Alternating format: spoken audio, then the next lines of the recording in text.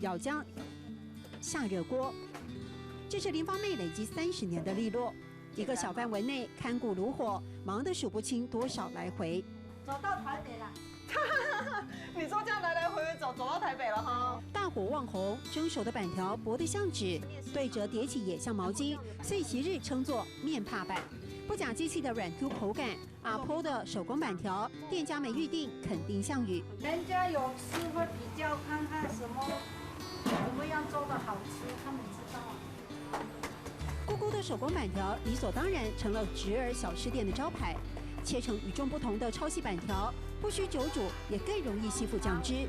第3代的林明义传承中有创新，这至少80年以上，我阿嬷开始用，360年以上。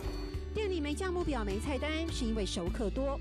老板娘练就好记性，客人不开口就能记饱5脏庙。它就是1大1小的板条，切一个很长的。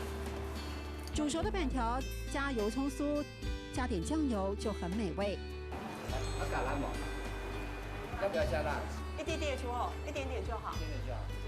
看到很多老主顾为了这一碗简单却道地的美味，几乎天天来报道。老板夫妻俩笑说，连台风天也不敢休息，因为真会有人风雨无阻。过年休5天，我们5天都没有吃，不知道是什么。